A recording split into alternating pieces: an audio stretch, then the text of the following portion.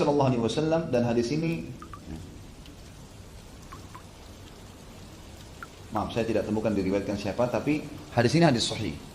Kata Nabi Sallallahu Alaihi Wasallam, waktu ada beberapa sahabat yang berkata, kami memperselisihkan atau kami sedang mendiskusikan mana yang lebih afdal, Masjid Rasulullah kan atau Masjid Aqsa.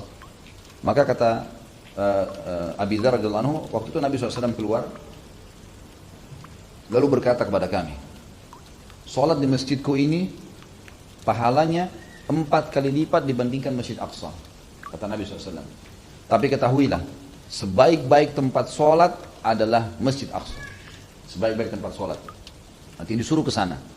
Lalu kata Nabi SAW, nanti akan tiba satu saat nanti, akan tiba satu zaman nanti di mana seseorang di masjid, di sekitar Masjid Aqsa tidak memiliki tanah kecuali seperti tali kekangan untahnya, tali kekangan kudanya, atau hanya seperti busur panahnya. Bayangkan kalau busur panah, anggaplah busur panah paling besar seperti meja ini misalnya, 1 meter lebih atau 1,5 meter.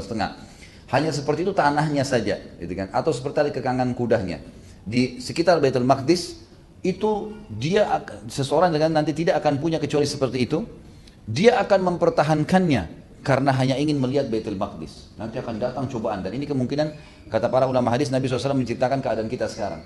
Dan di sana orang luar biasa sampai tergusur gitu kan. Jadi sampai orang tetap bertahan karena ingin melihat Baitul Maqdis, kata Nabi SAW, dan ini penyampaian pesannya.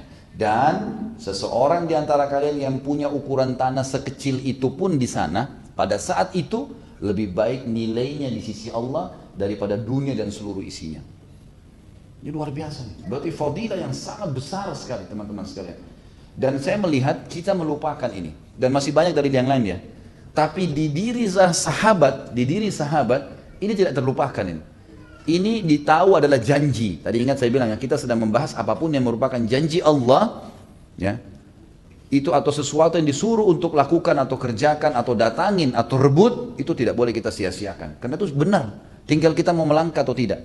Para sahabat sangat paham itu. Maka kita akan lihat nanti Abu Ubaidah bin Jarrah, salah satu pimpinan perang yang menembus wilayah Syam, termasuk Masjid Aqsa ini direbut di tangan Abu Ubaidah radhiyallahu anhu. Karena mereka tahunya tentang masalah ini. Baik. Inilah teman-teman sekalian durus wal ibar. Ini pelajaran-pelajaran yang kita ambil, ya, walaupun saya datangkan di awal-awal karena memang manfaatnya, ya, tujuannya adalah supaya pada saat kita bahas tentang Abu Ubaidah radhiyallahu anhu, tokoh-tokoh kita ini kita akan nyambung, oh ya ternyata ini sebabnya, oh ya karena ini dan seterusnya. Baik, Abu Ubaidah bin Jarrah, kita akan masuk kepada pribadi beliau radhiyallahu anhu, seorang tokoh pahlawan yang layak untuk difahamin, kehidupannya diketahui, diikutin, dicontohi dan seterusnya. Abu Ubaidah bin Jarrah bernama Amir bin Abdullah. Amir bin Abdullah bin Jarrah, ya.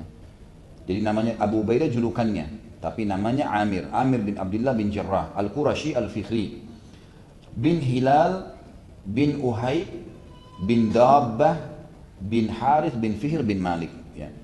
Ini kurang lebih jalurnya ketemu dengan Nabi SAW, tentunya di jalur nasab Quraisy. Ibunya bernama Ummu Umaymah binti Ghanam bin Jubair. Tentu ini sempat masuk Islam ibunya.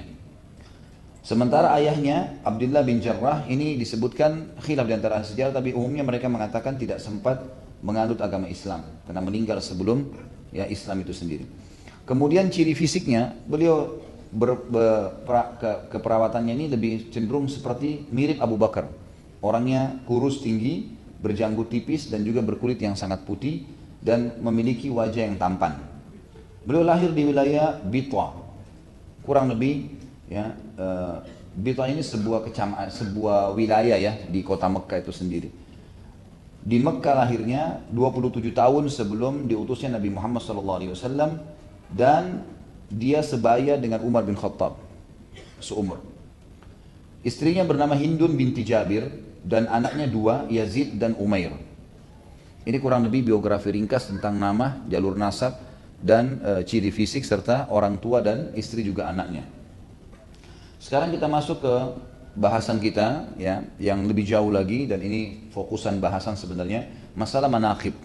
Manaqib ini keutamaannya. Apa keutamaan Abu Ubaidah bin Jarrah sehingga dia termasuk orang-orang yang perlu dijadikan sebagai panutan selain seorang sahabat Nabi.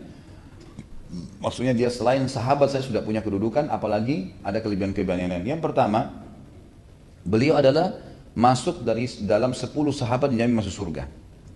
Ini sudah masyhur, hadisnya sering saya ucapkan dari Abu Bakar. Waktu Nabi SAW menunjuk Abu Bakar di surga, Umar di surga, Uthman di surga, Ali di surga, Talha di surga, Zubair di surga, Abdurrahman ibn Auf di surga, Sa'id bin Waqqas di surga, Sa'id bin Zaid di surga, dan Abu Ubaidah bin Jarrah di surga. 10 orang sahabat yang masuk surga. Ini jaminan langsung.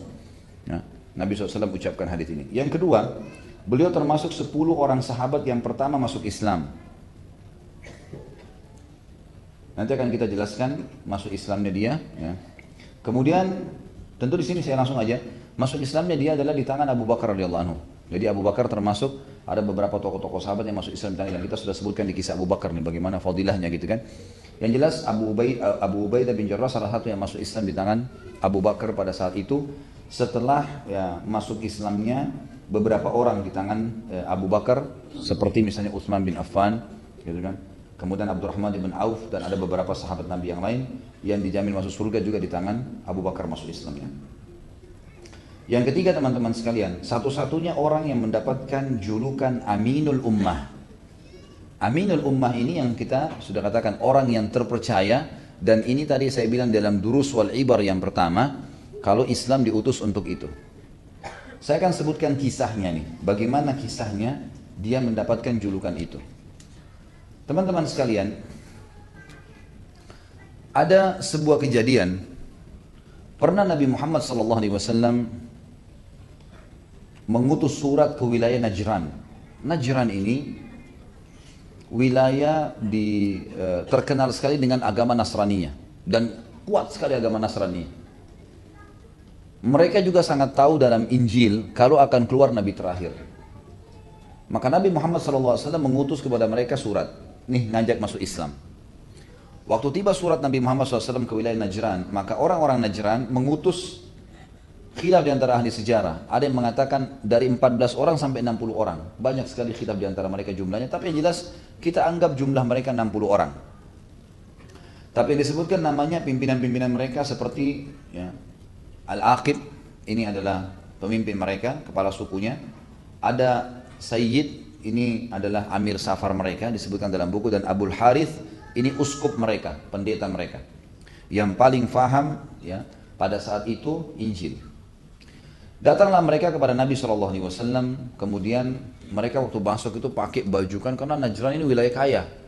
Kerajaan Bizantium, terkenal sekali kekayaan mereka.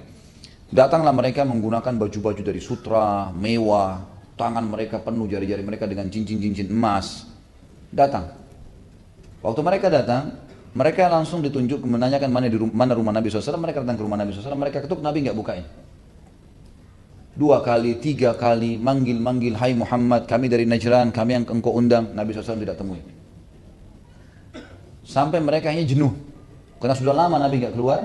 Mereka tanya, siapa? Ada kebetulan sahabat lewat, siapa yang kira-kira yang dekat dengan Nabi kalian nih? Kata mereka yang terdekat adalah mertuanya, kedua mertuanya Abu Bakar dan Umar, dan ada anak mantunya Ali dan Utsman. 4 orang ini masyhur. Datanglah kepada mereka, datanglah mereka. Mereka musyawarah, tanya Abu Bakar, tanya Umar, tanya Utsman, tanya Ali, ini apa nih masalahnya? Kenapa kami diundang tapi Nabi kalian tidak mau temui? Waktu itu Ali bin Abi Thalib jeli melihat ternyata penampilan mereka sangat mewah. Baju-baju sutra, cincin emas semua dipakai. Memang terlalu seperti kerajaan, orang-orang kerajaan yang datang. Kata Ali, kemungkinan Nabi SAW tidak mau temui kalian karena pakaian kalian. Coba ganti bajunya. Ganti bajunya, lepas perhiasan kalian emas ini, baru nanti coba kalian ketuk kembali rumah Nabi SAW. Mereka ikutinlah. Mereka buka semua, mereka pakai baju, beli bajunya kaum muslimin di Madinah. Baju yang sederhana dipakai sama mereka, cincin emasnya semua dibuka, kemudian mereka baru ketuk. Waktu mereka ketuk, Nabi SAW bukain. Lalu ditemui oleh Nabi SAW. Karena tadi Nabi ingin memberikan pelajaran kepada mereka, kalau mau bertemu dengan saya bukan begini caranya.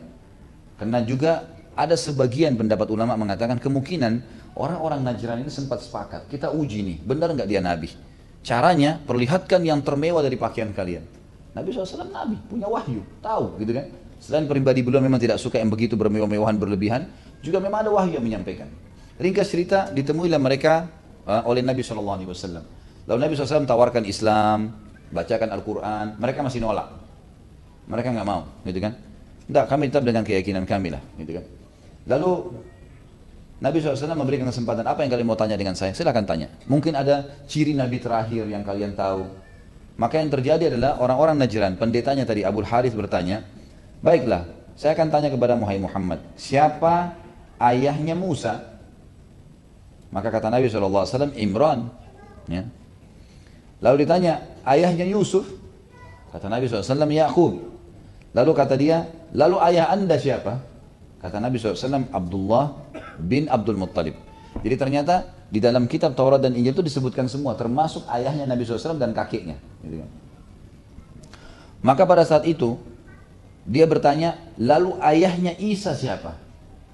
Ini yang dia ingin titik beratkan sebenarnya. Karena mereka mengatakan Isa anak Tuhan. Lalu Nabi SAW menjawab pada saat itu karena datang turun ayat Al-Quran, surah Al-Imran ayat 59. Al-Imran, surah nomor 3 ayat 59. Allah SWT berfirman, A'udzubillahi minasyaitonirrajim, Inna mathala Isa indallahi kamathali Adam, khalaqahu min turabin, thumma qala lahu kun fayakun. Sesungguhnya perumpamaan penciptaan Isa di sisi Allah seperti penciptaan Adam. Dia menciptakannya dari tanah, kemudian dia berkata, jadilah, maka jadilah sesuatu itu. Waktu dijawab ini oleh Nabi SAW kepada Abu Harith nolak. Nggak mungkin. Yang kami tahu cuman Adam saja dari tanah. Kalau Isa enggak. Isa itu anak Tuhan. Baik. Yang terjadi, kata Nabi SAW, kalau begitu, saya akan menyampaikan kepada kalian firman Allah yang turun. Lalu turun sambungan Al-Imran tadi 59, turun ayat 2 ayat setelahnya, 60 sama 61. Ayat 60-nya berbunyi, Al-haqqu min rabbika fala takum minal mumtarin. Wahai Muhammad, kebenaran ini bahwasanya Isa memang diciptakan seperti Adam yang sudah saya turunkan, itu benar. Maka jangan kau ragu, fala takum minal mumtarin. Jangan sampai kamu ragu dengan masalah ini.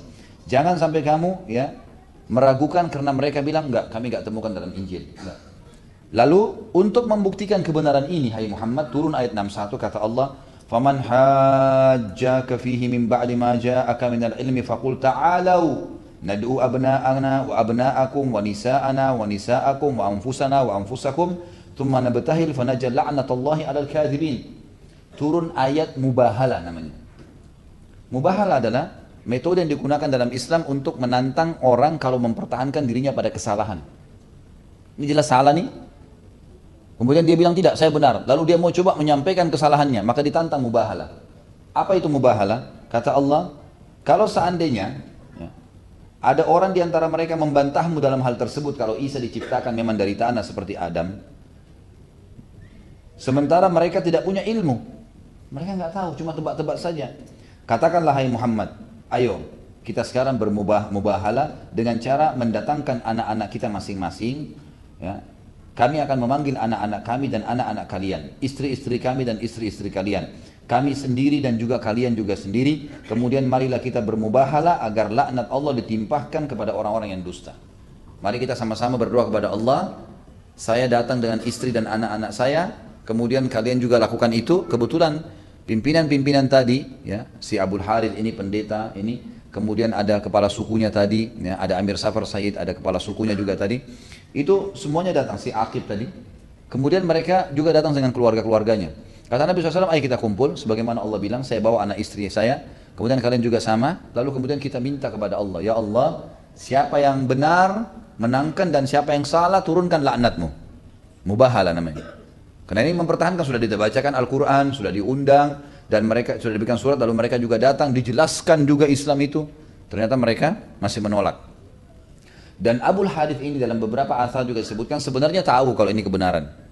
Cuma dia merasa berat saja mau mengikuti gitu kan. Kayak merasa nanti wibawanya tercoreng. Jadi masih ada unsur duniawi. Maka Nabi SAW mengajak mereka bermubahalah. Banyak sekali dalil yang menjelaskan kepada kita hadis-hadis sahih bagaimana bentuk mubahalah itu.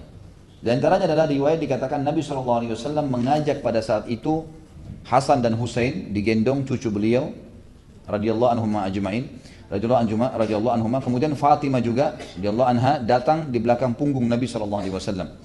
Tapi dalam riwayat ini Nabi SAW dalam riwayat ini khusus tidak mendatangkan istrinya. Dalam beberapa asar yang lain, sesuai dengan firman Allah, mendatangkan istrinya.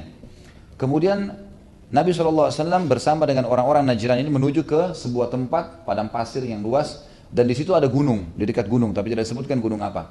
Lalu Nabi SAW mulai mengambil posisi yang berhadapan dengan mereka. Pada saat itu sudah akan terjadi, gitu kan, tiba-tiba saja langit menjadi gelap dan seperti ada lingkaran asap hitam yang besar sekali berputar di atas gunung yang ada di dekat Nabi SAW, antara Nabi SAW dengan mereka.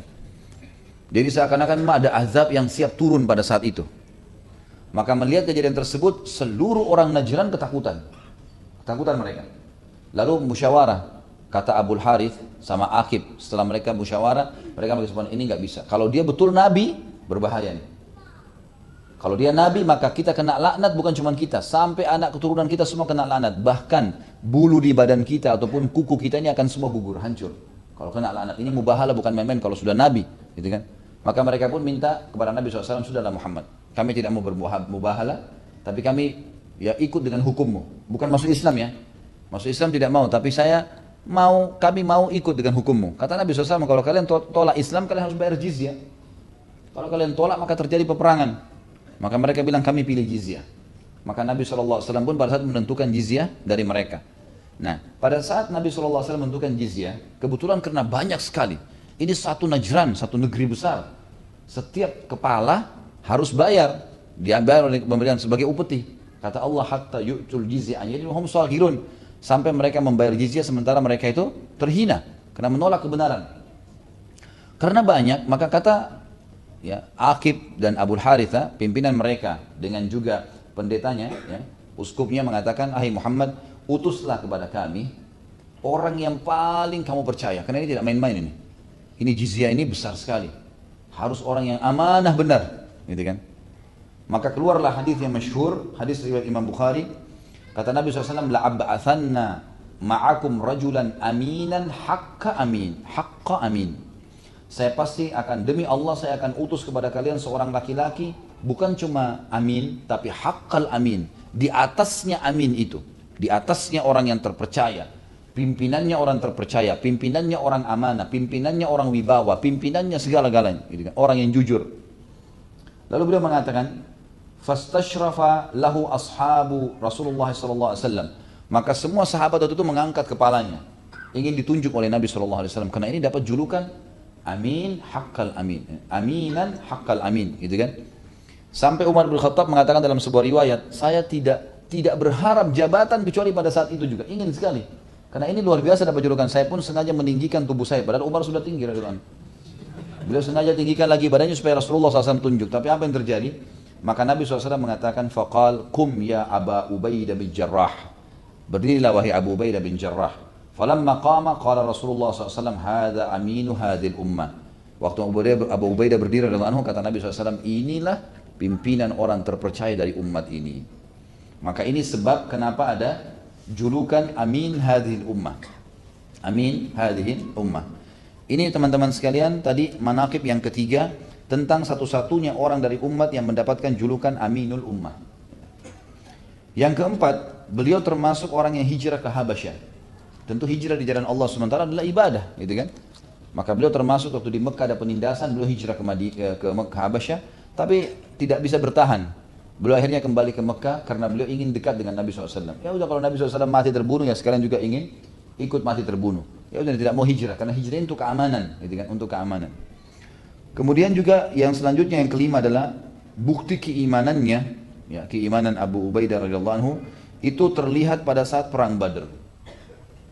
Dan ini Allah Subhanahu wa taala turunkan surah Al-Mujadilah, surah nomor 58 ayatnya 22. Ada sebuah kisah yang luar biasa di sini teman-teman sekalian.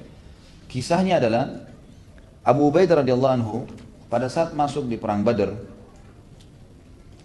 beliau sempat berperang menghadapi musuh orang-orang kafir nih. Tapi ada satu orang kafir yang selalu mengejar Abu Ubaidah dan Abu Ubaidah menghindar dari dia. Selalu. Abu Ubaidah nyerang semua orang kecuali orang ini. Tapi orang ini terus berusaha mengejar Abu Ubaidah. Tahu siapa dia? Ayahnya. Ayahnya ini yang kita tadi saya bilang meninggal dalam keadaan kafir. Ada pendapat yang mengatakan dia meninggal bukan malah sebelum kenabian, tapi karena tidak mau beriman. Dan ini riwayat yang sahih. Yang kita kenal tadi Abdullah bin Jarrah. Abdullah bin Jarrah ini benci sama anaknya. Kenapa masuk Islam? Dan dia ikut Badar diserang, dia targetnya ingin membunuh anaknya. Karena marahnya sama Abu Ubaidah. Abu Ubaidah selalu menghindar. Sampai akhirnya Abu Ubaidah melihat ternyata ayahnya ini kalau dia tidak berusaha menangkis atau menghindar, pasti dikejar dan bisa membunuh dia setiap saat. Maka tiba-tiba Abu Ubaidah radhiyallahu anhu pun menghadap ke ayahnya, kemudian sambil bertakbir dia melawan. Pada saat dia melawan, Abu Ubaidah berhasil membunuh ayahnya sendiri. Apa yang terjadi teman-teman sekalian? Turun firman Allah memuji perilaku Abu Ubaidah. Karena ini di kancah peperangan. Beda kalau serumah, tidak ada masalah, gitu kan? Loh iya, kan ada orang tuanya kafir tapi dia misalnya lagi dalam kondisi kayak kita di Jakarta lagi tenang, gak ada apa-apa, orang tua kita kafir misalnya. Kan tetap harus berbakti kan? Berbakti, berboleh, dan tidak boleh dipatuhi hanya keburukannya kalau dia mengajak kepada kekufuran.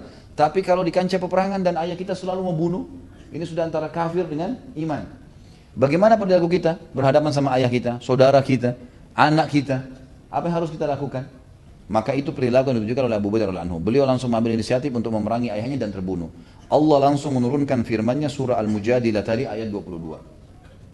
Kata Allah SWT, A'udzu billahi minasyaitonir rajim, la tajidu qauman yu'minuna billahi wal yawmil akhir yuwadduna man haddallaha wa rasulahu walau kanu aba'ahum aw abna'ahum aw ikhwanahum aw ashiratahum ulaika kataba fi qulubihimul imana wa ayyadahum biruhim min wa yudkhiluhum jannatin tajri min tahtiha al-anharu khalidina fiha radiyallahu anhum wa radu an ulaika hizbullah ala inna hizballahi humul muflihun. Ulama sepakat mengatakan ayat ini turun kepada Abu Ubaidah radhiyallahu anhu. Apa kata Allah? Engkau hai Muhammad tidak akan mendapati satu kaum yang beriman kepada Allah dan hari akhir, saling berkasih sayang dengan orang-orang yang menentang Allah dan Rasulnya. Nggak boleh berkasih sayang sama orang-orang kafir dalam arti kata toleransi dalam masalah agama kita. Sekalipun orang-orang itu adalah bapaknya sendiri, anaknya, saudaranya, atau kerabatnya. Mereka itu adalah orang-orang yang dalam hatinya telah ditanamkan Allah keimanan. Dan Allah telah menguatkan mereka dengan pertolongan yang datang dari Dia. Lalu dimasukkannya mereka ke dalam surga nanti. Orang-orang yang seperti ini membela agama Allah walaupun di atas keluarganya.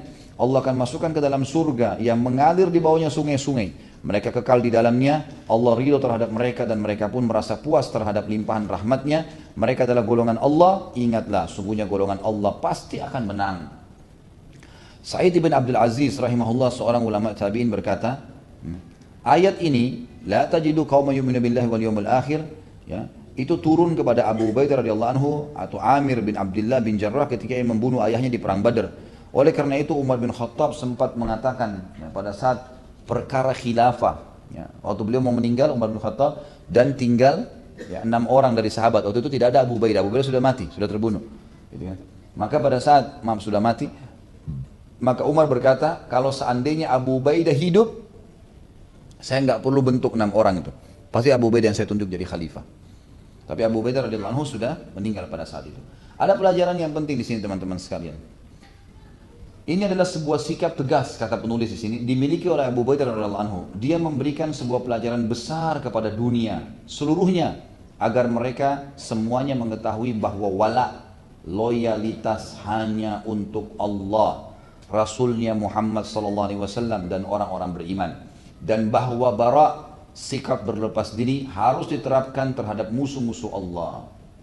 Allah berfirman, dalilnya surah Al-Ma'idah ayat 55. A'udzu billahi minasyaitonir rajim. Innama waliyukumullahu wa rasuluhu walladzina amanu alladzina yuqimuna as-salata wa yu'tuna az-zakata wa hum raki'un. Sesungguhnya penolong kalian hanyalah Allah, tempat kalian bersandar Rasulnya Muhammad SAW dan orang-orang yang beriman yang melaksanakan salat dan menunaikan zakat serta mereka tunduk kepada hukum Allah. Jadi ini ayat jelas menyuruh kita tidak boleh toleransi dalam masalah agama. Salah-salah, gitu kan? Benar-benar, dan tidak ada kebenaran kecuali Islam. Ini harus diyakini nih. Dari awal saya teriak-teriak ini harus difahami teman-teman sekalian. Ini bukan masalah fanatisme buta, enggak. Ini memang kebenaran, enggak bisa ditolak, gitu kan? Dari pencipta langit dan bumi, maka kita ini menjadi orang-orang pasukannya Allah, Hizbullah. Kita pasti akan secara otomatis ya, akan membela agama Allah Subhanahu wa taala. Juga firman Allah Subhanahu wa taala dalam surah At-Taubah ayat 24.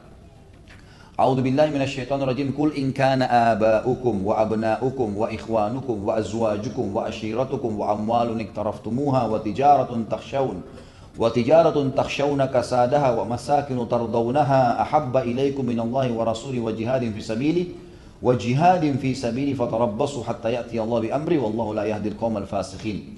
Katakanlah hai Muhammad kepada orang-orang yang telah beriman padamu, jika bapak-bapakmu, anak-anakmu, saudara-saudaramu, istri-istrimu, keluargamu, harta kekayaan yang kamu usahakan, perniagaan maksudnya yang kamu tabung, perniagaan yang kamu khawatirkan kerugiannya kalau ditinggal, dan rumah-rumah tempat tinggal yang sudah kalian bangun dan kalian sukai, lebih kalian cintai daripada Allah, Rasulnya, serta berjihad di jalannya, maka tunggulah sampai Allah memberikan keputusannya, artinya kalian akan menyesal nanti itu. Dan Allah tidak memberi petunjuk kepada orang-orang fasik. Ini jelas bagaimana loyalitasnya Abu Ubaidah radhiyallahu anhu pada saat itu. Sekali lagi, kalau di luar kancah peperangan, orang tua kita non muslim kita harus berbakti, gitu kan? Berbakti, jangan salah faham masalah ini. Karena Allah SWT menyebutkan dalam banyak ayat Al-Quran kita harus berbakti selama mereka tidak menyuruh pada hal-hal yang buruk. Kerabat kita silaturahim, ya, dakwahin mereka. Tapi kalau yang dibahas ini adalah bagaimana kalau sudah masuk di kancah peperangan dan mereka memerangi kita. Mereka mati atau kita yang mati, salah satunya. Maka di sini loyalitas untuk Allah dan Rasulnya. Tidak boleh lagi toleransi masalah ini.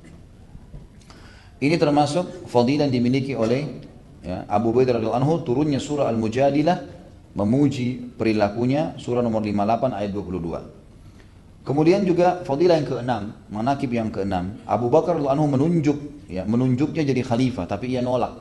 Jadi sebenarnya sebelum menunjuk Umar bin Khattab, Abu Bakar sempat bimbang antara Umar bin Khattab atau Abu Ubaidah. Tetapi pada saat itu disebutkan dalam beberapa buku sejarah, Abu Bakar mendahulukan Abu Ubaidah dari Umar bin Khattab. Memang ditunjuk Abu Ubaidah, tapi Abu Ubaidah nolak, nggak mau. Dia nolak, sampai akhirnya dialihkan kepada Umar bin Khattab. Jadi Abu Ubaidah ini dari perilaku Abu Bakar ini menandakan bisa ya dikatakan dia memiliki kedudukan yang setara bahkan lebih daripada Umar radhiyallahu anhum ajma'in. Kemudian juga poin yang ketujuh, manakib yang ketujuh adalah bagaimana perannya dalam peperangan Nabi SAW. Artinya semua peperangan Nabi SAW dihadiri oleh beliau, tidak ada yang terkecuali. Ini sebuah fadilah ya, karena hadir bersama Nabi SAW di kancah peperangan itu sebuah fadilah khusus. Perannya yang menonjol sekali adalah di perang Badr tadi, membunuh ayahnya, dan di perang Uhud pada saat Nabi SAW terdesak. Ya, sedikit saya reviewkan kisah tentang perang Uhud itu dan sudah pernah kita sebutkan sebenarnya. Waktu kita sebutkan tentang kisah Talha bin Ubaidillah radhiyallahu anhum ajma'in, ini juga pernah punya peran yang sama gitu kan. Waktu 50 pemanah Nabi SAW di Gunung Uhud turun, kemudian barulah ya pasukan Khalid bin Walid manuver dari belakang Bukit Rumat, lalu membunuh 7 orang tersisa dari 50 orang, 43 turun kancah peperangan dari pemanah Nabi SAW, 7 orang tetap tinggal di atas, dibunuh oleh Khalid bin Walid, lalu kemudian dia menyerang dari belakang pasukan, sehingga akhirnya muslimin terdesak. Dan pada saat itulah terbunuh sahabat-sahabat yang mulia, Mus'ab bin Umair, kemudian Hamzah bin Abdul Muttalib dan seterusnya radhiyallahu anhum itu meninggal pada saat itu. Nabi SAW terdesak, dan Nabi SAW waktu itu kelihatan di kancah peperangan karena padang pasir. Maka yang ikut di pasukan Khalid bin Walid dari 200 penunggang kuda, ada beberapa orang yang bernama diantaranya Utbah bin Abi Waqqas. Utbah bin Abi Waqqas ini saudaranya Sa'ad bin Abi Waqqas, gitu kan?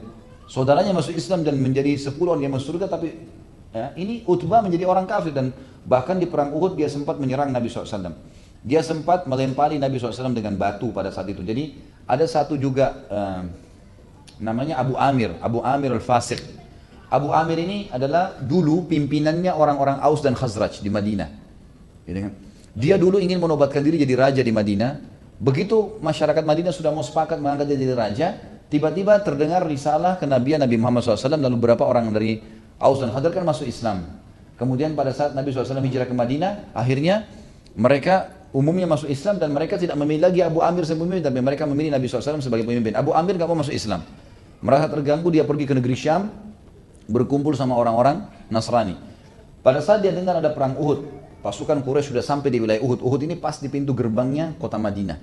Jadi zaman dulu itu ada benteng, tembok benteng, dan Uhud itu di luar bentengnya Madinah itu. Tapi walaupun sekarang masuk dalam kota Madinah ya. Tapi situ mereka sudah tiba di pintu depan pintu gerbang ya, kota Madinah. Maka Abu Amir kembali di situ. Kemudian dia mengajak beberapa pegawainya untuk membuat lubang-lubang ukuran manusia kalau jatuh susah untuk naik lagi, gitu kan? Kalau kita sekarang mungkin sekitar 2 meter gitu kan, susah dia untuk naik lagi. Dibuat galian beberapa lubang di dekat kebun-kebun kurma yang pasukan muslimin berdiri di situ. Tapi ditutup dengan pelapa-pelapa kurma, jadi orang tidak tahu. Nabi SAW waktu pasukan muslimin terdesak, sempat 200 pasukan Quraisy ini, ada beberapa orang yang menyerang ke arah Nabi SAW, ada yang menyerang pasukan muslimin dari belakang, gitu kan. Nah di antara yang datang menyerang Nabi SAW ini ada Utbah bin Abi Waqqas, kemudian ada juga Ibnu Kami'ah, dan ada Abdullah bin Shihab az-Zuhri. Ini ada 3 orang yang menyerang Nabi SAW. Waktu Nabi SAW melihat dari jauh menyerang, Nabi SAW sempat mundur, kakinya keinjak lubang yang dibuat oleh Abu Amir al-Fasik tadi itu. Kemudian Nabi SAW jatuh dalam lubang. Karena dalam lubang jatuh, maka Nabi SAW dan untuk keluar ini nggak sempat. Karena 3 orang ini tiba-tiba sudah ada di lingkaran lubang itu. Si Utbah bin Abi Waqqas mengambil batu melempar ke arah Nabi SAW. Akhirnya sampai membuat gigi beliau patah, gitu kan. Dan sempat bibir beliau alaihissalam bagian bawah memar dan berdarah, gitu. Kemudian juga sempat datang Abdullah bin Shihab az-Zuhri ini, dia datang kemudian mengambil pedang, gitu kan. Dan pedang itu diarahkan ke wajah Nabi SAW dan sempat mengenai bagian. Jadi zaman dulu orang kalau perang itu pakai mereka memakai topi besi dan di samping kiri kanan ada tirai-tirai besi yang turun untuk menangkis pukulan, gitu kan. Nah ini sempat kena hantaman dan akhirnya menancap di pipi Nabi SAW besi-besi kecil itu dan ada yang membuat luka, gitu kan. Dan ini juga membuat sebagian pelipis beliau SAW luka. Lalu datang Ibnu Kami'ah. Ibnu Kami'ah ini datang kemudian dia merunduk dan dia mengayunkan pedangnya. Jadi karena lubang itu kecil, ukurannya hanya bisa 1 maksimal 2 orang. Sehingga membuat sempit, untuk menangkis pun itu susah. Karena 3 orang ini secara bersamaan, ada yang lempar batu, ada yang ayun pedangnya. Yang satu lagi ayunin pedangnya, Ibnu Kami'ah ini lalu mengenai pundak kanan Nabi SAW. Sampai akhirnya Nabi SAW mengatakan, aku merasakan sakitnya selama sebulan. Ringkas cerita adalah, ketika orang ini berusaha untuk mengganggu Nabi SAW, waktu Ibnu Kami'ah menghantam pundak Nabi SAW dan kena, dia mengira bahwasanya pundak Nabi sudah robek, gitu. Padahal Nabi SAW tidak dilindungi sama Allah, jadi cuma terasa sakit karena ada baju besi yang menangkis itu. Maka Ibnu Kami'ah berkata, wahai Muhammad, saya Ibnu Kami'ah yang akan membunuh kau. Kata Nabi SAW, semoga kau yang dibinasakan sama Allah.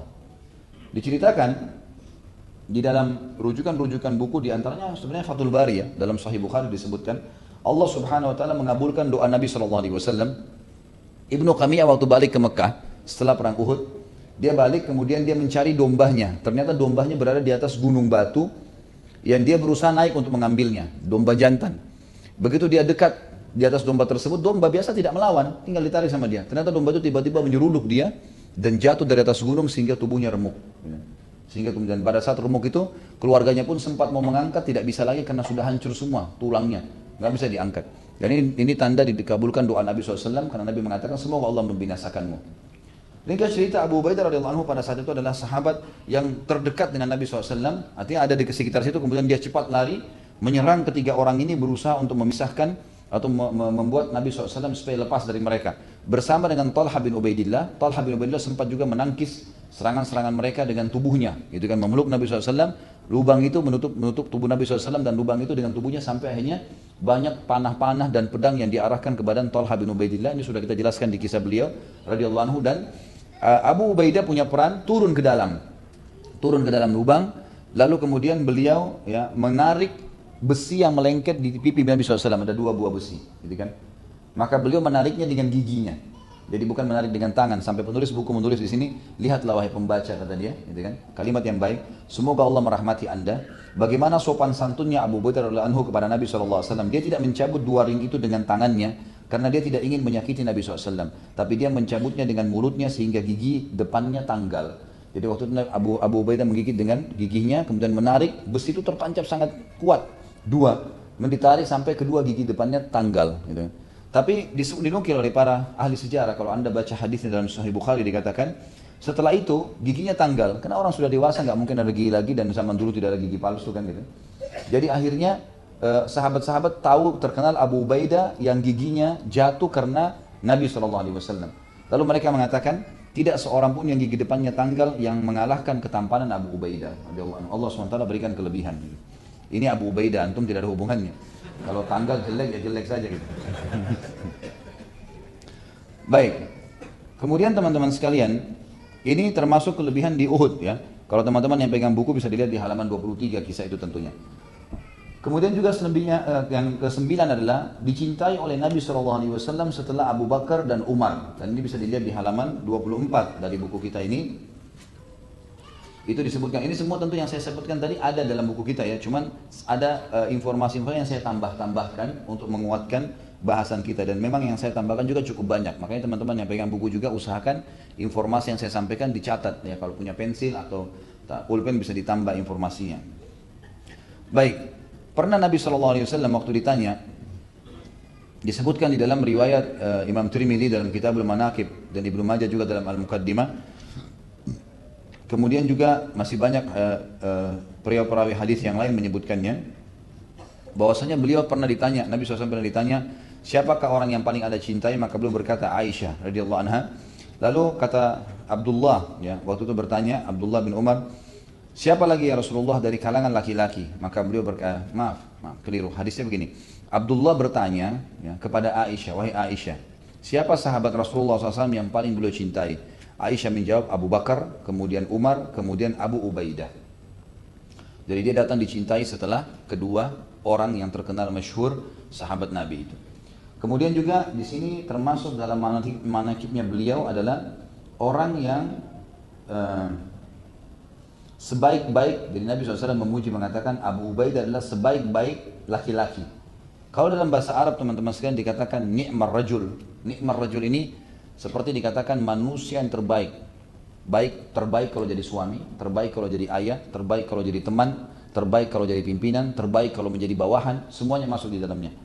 Dalam sebuah hadis yang sahih diriwayatkan oleh ahli sunan, terutama disebutkan oleh Tirmidzi di sini, Nabi SAW bersabda tentang Abu Ubaidah, nikmar rajul Abu Ubaidah bin Jarrah. Artinya sebaik-baik laki-laki ya, dalam segala hal adalah Abu Ubaidah ibn Jarrah. Ya. Dan ini bisa ditemukan di halaman 24. Kemudian kelebihan yang selanjutnya, yang ke-11 ya, adalah Nabi SAW mengutusnya untuk menguatkan pasukan Amr bin As. Dan ini bisa dibaca di halaman 25. Maksudnya adalah Nabi SAW pernah mengutus ya, Amr bin As ini ke sebuah wilayah dikenal dengan Salasir. Salasir ini nama sebuah wilayah yang di situ ada kabilah Juzam. Kabilah ini pernah ingin bekerja sama dengan kerajaan Romawi untuk menyerang Madinah.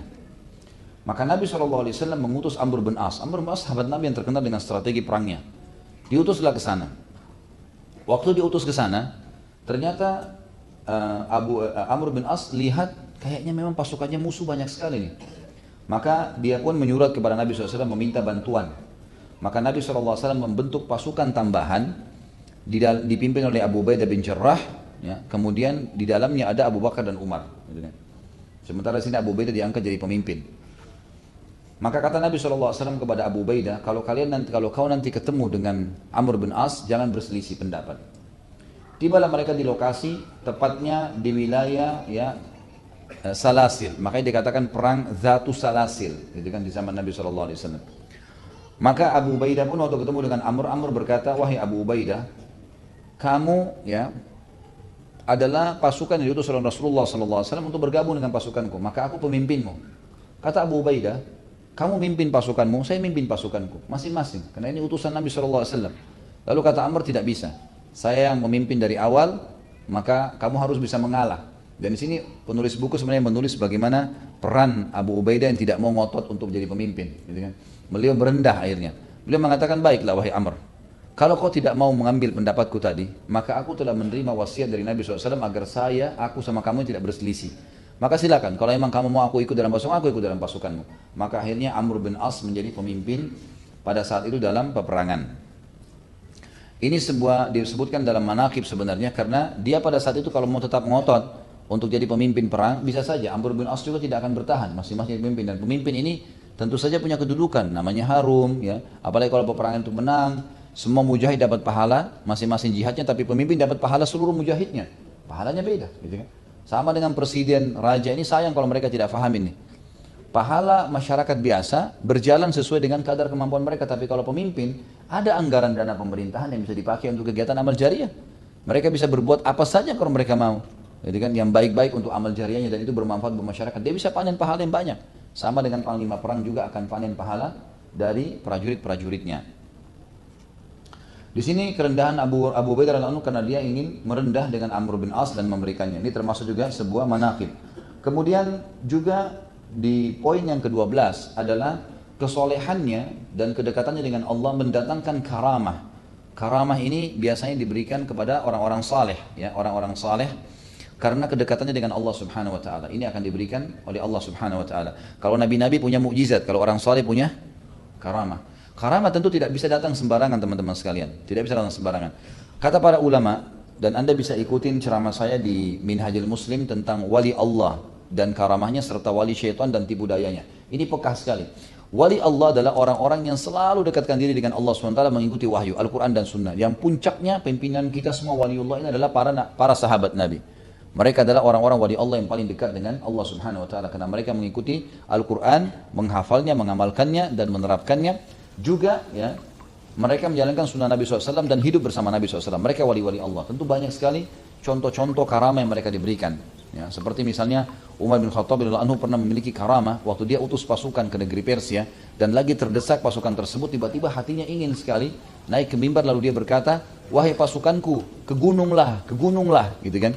Hanya itu saja diucapin sama Umar bin Khattab. Waktu pasukan itu datang beberapa bulan kemudian lalu mereka berkata, "Wahai Amir Mukminin, kami mendengarkan suara Anda di kancah peperangan. Pada saat kami lagi terdesak, dikelilingi oleh musuh, kami nggak tahu harus buat apa. Pada saat kami dengar suara Anda mengatakan ke gununglah, kami naik ke atas gunung lalu kami melempari mereka dengan anak-anak panah lalu kami menyerang sehingga kami menang." Dan ini termasuk karamah. Bagaimana Umar bin Khattab diberikan kelebihan oleh Allah Subhanahu wa taala untuk bisa memandu pasukannya dari jarak jauh, gitu kan? Seperti itulah. Maka ulama memberikan kaidah-kaidah. Karamah ini ya, hanya datang kepada orang-orang yang memang menjaga muru'annya dengan Allah, kehormatan, kesucian, kehormatan sama Allah. Dia tidak melakukan hal yang haram apalagi dia tidak melakukan hal yang makruh apalagi haram. Dan dia mengerjakan yang wajib juga sunnah, gitu kan? Semua tidak ditinggalkan sama dia. Jadi kalau ada orang cuma sholat 5 waktu terus mau mengatakan waliullah atau sholatnya tidak sesuai dengan sunnah Nabi SAW, ini jauh sekali.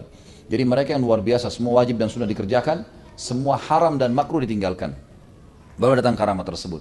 Abu Ubaidah termasuk sahabat Nabi yang mendapatkan karamah. Waktu beliau diutus dalam satu peperangan namanya perang Zatul Khabat. Ya, ini diperintahkan Nabi SAW untuk memimpin peperangan. Waktu itu Nabi SAW cuma memberikan mereka bekal beberapa keranjang kurma.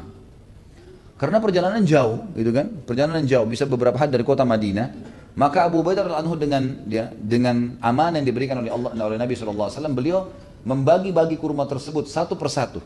Dan setiap orang dikasih satu kurma sehari. Ini luar biasa nih. Satu hari satu kurma bisa mengenyangkan seperti apa? Nggak ada sesuatu yang bisa diberikan, tapi begitulah, gitu kan? Mereka sabar semuanya bersama. Jadi Abu Ubaidah dan seluruh pasukannya sabar. Lalu Abu Ubaidah terus memberikan motivasi kepada mereka untuk sabar.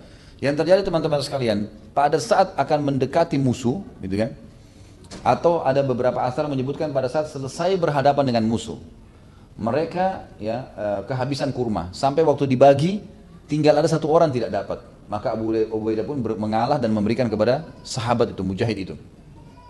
Pada saat itu, tiba-tiba dari kejauhan mereka melihat ada sesuatu yang gelap. Jadi sambil jalan di pasukan ini, gelap, hitam dari jauh dan besar gitu.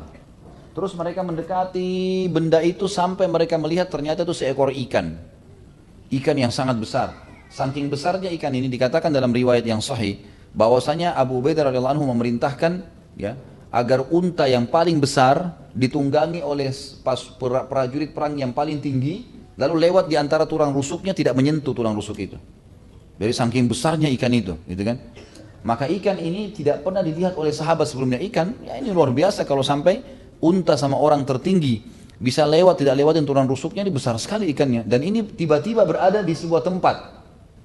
Lalu mereka pun akhirnya Abu Ubaidah memerintahkan untuk mengamalkannya, membaca bismillah, memakannya. Dan kita tahu bangkainya hewan air halal.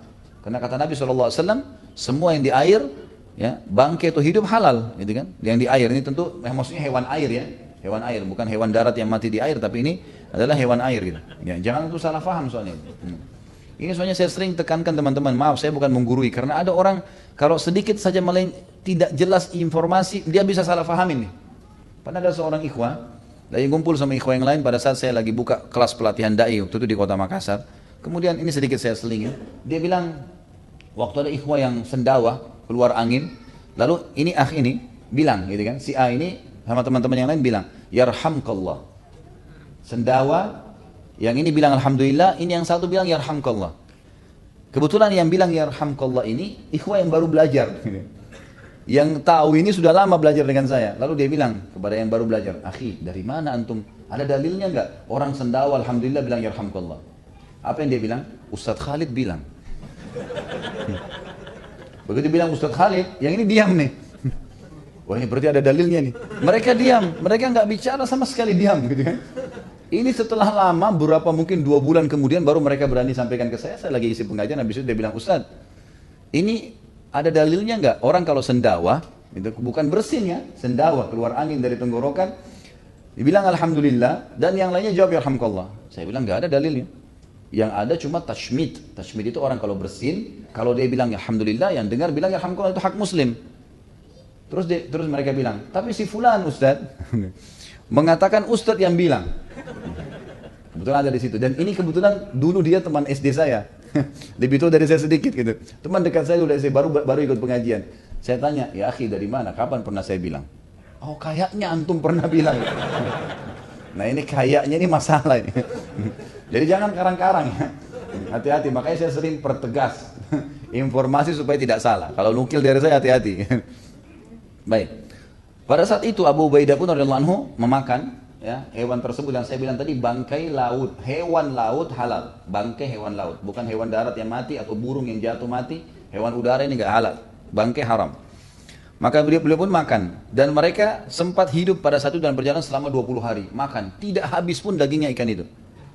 Lalu mereka sempat mengambil potongan-potongannya karena Abu Ubaidah mengatakan kita bawakan untuk kaum muslimin di Madinah termasuk Rasulullah SAW.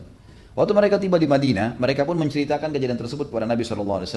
Lalu Nabi mendapatkan wahyu dan beliau berkata dalam hadis yang masyhur, hadis ini riwayatkan Imam Muslim, rizqun razaqumuhullah, rizqun razaqumuhullah, rizki yang telah Allah limpahkan pada kalian. Dalam riwayat lain atau lafaz lain dikatakan huwa rizqun akhrajahullahu lakum, hal ma'akum min lahmihi syai'un tut'imunana atau tut'imuna. Itu adalah rezeki yang Allah keluarkan untuk kalian. Dari mana asalnya tidak tahu. Yang jelas dia Allah siapkan untuk kalian. Apakah kalian masih membawa sebagian dagingnya agar kami bisa mencicipinya? Maka mereka pun hanya menghadiahkan kepada Nabi SAW. Tapi ini ulama sepakat keluarnya ikan itu Allah berikan kepada Abu Ubaidah radhiyallahu anhu. Ya, ini karamah yang terkenal dari beliau. Kemudian selanjutnya teman-teman sekalian, poin yang ke-13, penyebab terpilihnya Abu Bakar radhiyallahu anhu jadi khalifah bersama dengan Umar. Jadi waktu Nabi SAW meninggal, sempat orang-orang Madinah, asli orang Ansar, Aus dan Khazraj berkumpul. Mereka ingin menunjuk siapa jadi khalifah setelah meninggalnya Nabi SAW. Mendengar berita tersebut, maka Abu Bakar, Umar sama Abu Ubaidah sama-sama menuju ke Bani Thaqifah, tempat kumpulnya orang-orang Ansar. Lalu kemudian ya mereka pun saling mengingatkan. Abu Bakar mengingatkan, pimpinan dari Quraisy. Sementara kalian orang-orang Ansar adalah wakilnya. Ini sudah petunjuk dari Nabi SAW sebagaimana hadis Nabi, pemimpin dari Quraisy. Kalau ada orang Quraisy yang saleh didahulukan dari yang lainnya. Maka terjadilah pada saat itu Umar pun mengatakan, saya menganggap yang paling layak adalah Abu Bakar. Lalu Abu Ubaidah pun datang lalu memegang tangannya Abu Bakar mengatakan, orang ini ya tidak ada yang mengalahkannya setelah Nabi SAW. Saya akan membaiatnya. Adakah orang yang bisa mengalahkan Abu Bakar? Maka orang-orang pun terdiam dan akhirnya mereka membaiat Abu Bakar. Di sini ulama mengatakan sebenarnya permasalahannya sederhana ya. Kita teman-teman sekalian kalau ada kesempatan untuk memberikan dukungan pada satu orang yang berbuat baik, jangan ditunda nih. Misal gini, ada ikhwah lagi mau hadir ke taklim. Walaupun antum titipin pesan, oh Masya Allah bagus taklim tuh, nuntut ilmu tuh bagus. Misal, antum sedikit memberikan motivasi. Maka kalau mereka tertambah motivasinya untuk menuntut ilmu, itu sudah cukup untuk membuat antum andil semuanya. Sama contoh misalnya ada orang nanya, di mana masjidnya? Oh masjid di sana. Kita semangat tunjukin kalau perlu kita antar ke sana. Karena selama dia ibadah di sana kita dapat pahalanya. Sebaliknya, jangan punya andil dalam perbuatan buruk. Ada orang tanya ini diskotik di mana alamatnya? Maaf, tanya orang lain. Jangan tanya saya, gitu kan. Nanti dia 3 jam di sana dapat dosa, kita juga dapat dosa tuh. Hanya nunjukin ya, kita nggak ke sana. Ini nggak boleh. Hati-hati. Karena kadang-kadang kita di Indonesia ini ada sifat baik yang berlebihan. Jadi biar orang membuat dosa mau zina juga ditunjukin tempatnya. Ini nggak boleh. Jadi ini harus diperhatikan baik-baik. Maka punya andil dalam perbuatan positif itu adalah perintah agama kita teman-teman sekalian. Jadi selalu punya andil di situ. Selalu menyebarkan kebaikan. Selalu sampaikan hal-hal yang positif. Kemudian juga yang ke-14 adalah ya, Umar radhiyallahu anhu Pernah waktu di zaman khilafahnya beliau, beliau sempat berkata kepada para orang-orang di sekitarnya, waktu mereka memuji tentang khilafahnya Umar, mereka memuji pendapat-pendapat Umar radhiyallahu anhu, Umar berkata, cobalah kalian berangan-angan sekarang. Apa angan-angan kalian nih? Ada yang bilang, saya berangan-angan mati syahid di jalan Allah. Ada yang bilang, saya berangan-angan menjadi pemimpin. Ada yang berangan-angan, saya berharap bisa menjadi ulama muslimin. Saya berharap, semua begitu. Sampai akhirnya sudah selesai, semua orang mengatakan, lalu mereka tanya, wahai Amirul Mukminin Umar bin Khattab, apa angan-angan Anda? Dan di sini juga riwayat mengatakan boleh kita berangan-angan kalau positif. Hal-hal baik, berangan-angan mati syahid, berangan-angan masuk surga itu boleh, hal-hal positif. Berangan-angan nanti bisa menjadi seorang alim ulama, itu adalah hal yang baik. Tidak boleh berangan-angan pada hal-hal yang kosong atau hal-hal yang berbau maksiat. Maka pada saat itu Umar bin Khattab mengatakan, kalau saya berharap setiap rumah Madinah dipenuhi oleh Abu Ubaidah bin Jarrah.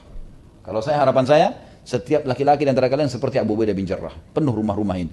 Itu harapan Umar radhiyallahu anhu pada saat di akhir khilafah beliau, dan beliau pada saat itu lagi puncak-puncaknya memimpin, gitu kan. Kemudian teman-teman sekalian juga terkenal sekali yang ke-15, tawadhu. Beliau merendah diri, sifatnya selalu tawadhu, ya. Sampai-sampai beliau pernah mengatakan,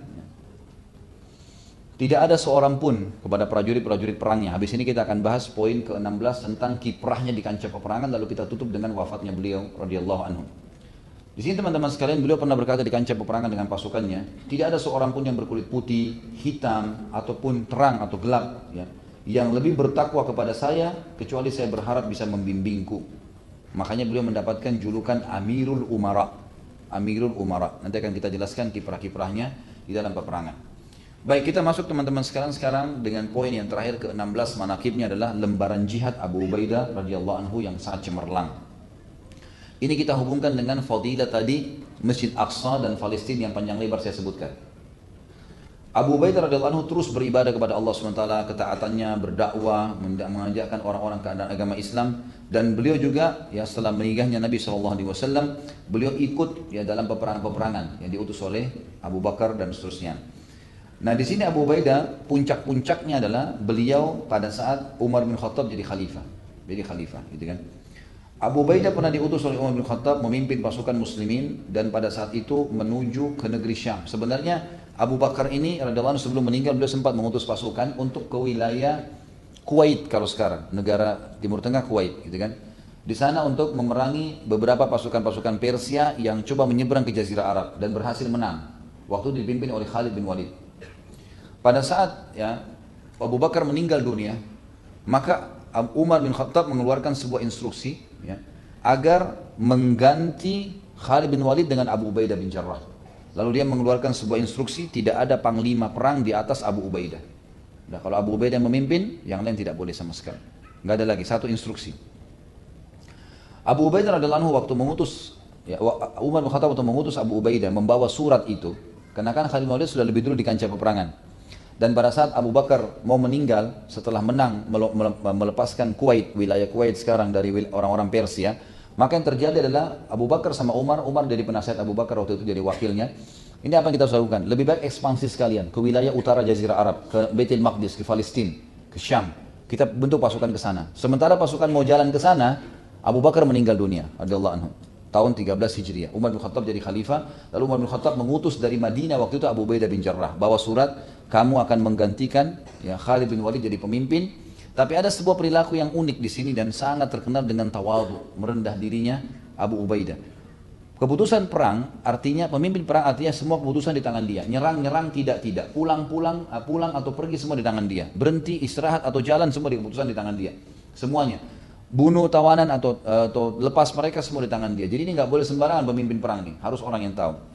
Waktu Umar Abu Ubaidah tiba di pasukannya Khalid bin Walid, dia tidak menyerahkan surat itu dulu, karena ternyata Khalid bin Walid sudah mendekati wilayah Syam, gitu kan? Dan wilayah Syam ini sudah ada perbatasan di depan, sudah kelihatan benteng musuh. Kalau surat ini dikasih, menurut Abu Ubaidah, maka akan takut mengendorkan semangat Khalid bin Walid yang sedang memimpin perang, gitu kan? Maka Abu Ubaidah tidak menyampaikan surat itu, disimpan sama dia. Maka pada saat itu Abu Ubaidah pun ya tidak memberikan kepada Khalid bin Walid sampai Khalid bin Walid berhasil menembus benteng itu. Setelah itu baru Abu Ubaidah memberikan surat tadi. Lalu Khalid bin Walid mengatakan, semoga Allah merahmati, semoga Allah mengampuni wahai Abu Ubaidah. Kenapa kau tidak katakan dari awal kamu datang? sehingga aku bisa sholat di belakangmu. Kau pemimpin mestinya. Lalu kata Abu Ubaidah, aku tidak ingin mengacaukan peperangan yang sedang kau pimpin sampai semua berakhir. Setelah itu aku baru mengatakan kepadamu. Maka di sini Khalid bin Walid pun akhirnya memberikan kepada Abu Ubaidah ya, kepemimpinan tadi, dan semenjak itu maka Abu Ubaidah pun memimpin peperangan. Banyak strategi perang yang dilakukan oleh beliau. Di antaranya adalah Khalid bin Sa'id radhiyallahu anhu berkata, ya, dia datang kepada Abu Bakar dan berkata, atau kepada orang-orang sekitarnya, sungguhnya aku meminta kalian menjadi saksi bahwa aku, saudara-saudaraku, hamba sahayaku dan keluargaku yang mematuhiku adalah wakaf di jalan Allah. Kami akan memerangi orang-orang musyrik selama-lamanya sampai Allah membinasakan mereka atau kami semuanya binasa di jalan Allah. Lalu Khalid ibn Sa'id radhiyallahu anhu bergabung dengan pasukan Abu Ubaidah, tidak kepada pasukan sepupunya Yazid bin Abi Sufyan. Jadi waktu itu Abu Bakar sempat dengan Umar membentuk 4 pasukan. Satu dipimpin oleh Khalid bin Walid, satu dipimpin oleh Amr bin As, satu dipimpin oleh Yazid bin Abi Sufyan, satu dipimpin oleh Amr bin As, gitu kan? Jadi ada 4, dipimpin Khalid bin Walid, Abu Ubaidah bin Jarrah, Amr bin As dengan Yazid bin Abu Sufyan. Maka ini yang 4 pasukan nih. Waktu Khalid bin Sa'id, ini Khalid bin Sa'id ini sepupunya Yazid, dan Muslimin diiklankan waktu itu, siapa yang mau jihad silakan, ini ada 4 pasukan, mau ikut yang mana nih? Ini keempat wilayah Syam yang berlainan. Siapa yang mau ikut nih? Khalid bin Sa'id, ini adalah sahabat Nabi yang mulia, dia mengatakan, wahai muslimin saksikanlah, saya, istri saya, anak-anak saya, hamba saya semua wakaf untuk jalan Allah nih. Artinya kami akan pergi berperang, gitu kan? Lalu dia pun mengajak anak-anaknya, hamba sahayanya semua pakai baju perang, masuk di kancah peperangan, tapi dia pilih Abu Ubaidah. Dia nggak pilih pasukan Yazid bin Abi Sufyan sepupunya. Lalu ketika ditanya tentang hal tersebut, Khalid bin Sa'id menjawab, dari sisi kekerabatan, aku lebih mencintai sepupuhku, Yazid bin Abi Sufyan, daripada orang ini, Abu Ubaidah bin Jarrah. Namun dari sisi agama, aku mencintai orang ini daripada sepupuku. Orang ini adalah saudaraku dalam agama pada zaman Rasulullah SAW. Dia adalah kawan dekatku sekaligus penolongku atas sepupuku sebelum hari ini. Sebelum hari ini Yazid ya, belum masuk Islam. Maka dia menolongku, Abu Ubaidah menolongku. Aku lebih tenang dengan orang ini, aku lebih tentram kepadanya daripada orang lain. Ini diantara pengakuan salah satu sahabat Nabi yang mulia tentang kepemimpinan Abu Ubaidah radhiyallahu anhu. Abu Ubaidah di kancah peperangan pada saat dia diutus oleh Umar bin Khattab dan dia sudah berikan surat. Akhirnya surat Umar bin Khattab ini yang berbunyi tadi, tidak ada panglima perang di atas Abu Ubaidah, berarti keempat pasukan tadi, ya, ada 3 sebelumnya, 4 dengan Abu Ubaidah sekarang. Ada Amr bin As yang nanti akan menembus Mesir, ada Yazid bin Abi Sufyan, ada siapa lagi tadi? Ya, Khalid bin Walid. Ya, ini mereka 3 orang ini diutus oleh Umar bin Khattab dan disusul oleh Abu Ubaidah. Waktu Abu Ubaidah datang, maka secara otomatis keempat panglima perang ini dengan pasukannya masing-masing di bawah naungan Abu Ubaidah.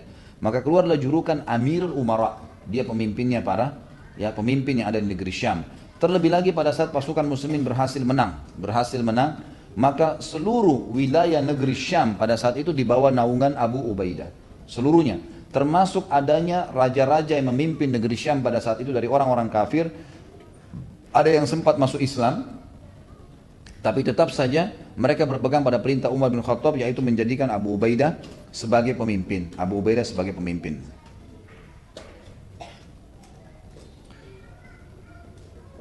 Abu Ubaidah dalam peperangan memiliki juga strategi yang lain. Selain beliau, satu pertama dilakukan, beliau suka menyebarkan pasukan. Jadi misal kalau lagi ngepung satu lokasi, maka kalau ada negeri Syam kan luas sekali, ada 4 negara. Maka untuk target yang akan diserang, ya, yang akan datang setelah wilayah ini, beliau mengutus pasukan-pasukan kecil yang memang sengaja di sana tidak menyerang, tapi lula-lalang supaya kelihatan ada pasukan muslimin. Sama dengan wilayah yang sudah dibuka, beliau meletakkan beberapa pasukannya, gitu kan? Ini satu strategi perang. Strategi yang lain, beliau paling suka bermusyawarah dengan rekan-rekannya, dan beliau selalu saja mengambil pendapat yang mayoritas, bukan otoritas. Dia bukan otoriter, tapi dia mengambil pendapat yang mayoritas. Juga disebutkan Abu Ubaidah orangnya karena sangat berwibawa, sangat terpengaruh dalam jiwa pasukannya karena ibadahnya, ya. Dan dia sering mendatangi markas-markas mereka. Tidak ada satu prajurit pun kecuali didatangi oleh Abu Ubaidah dan selalu menanyakan kabarnya. Betapa banyak orang yang kotor bajunya dibersihkan oleh Abu Ubaidah ketika dia ketika didatangi oleh Abu Ubaidah radhiyallahu anhu, dan beliau menasihati sambil berkata, ketahuilah betapa banyak orang yang membersihkan pakaiannya tapi dia mengotori agamanya. Betapa banyak orang yang memuliakan dirinya sekarang tapi menghinakannya esok hari. Tolaklah keburukan-keburukan masa lalu kalian dengan kebaikan-kebaikan masa kini. Dalam satu riwayat yang lain disebutkan, Sa'id bin Aslam dari ayahnya radhiyallahu anhu dia berkata, Umar mendengar bahwa Abu Ubaidah terkepung di negeri Syam dan musuh memaksanya bertahan. Jadi Abu Ubaidah pernah mengepung satu lokasi, ternyata pasukan muslimin lebih sedikit dan pasukan besar datang dari negeri Syam untuk menyerang sehingga Abu Ubaidah terkepung. Lalu Umar bin Khattab mengirim surat kepada Abu Ubaidah sambil berkata, "Amma ba'd."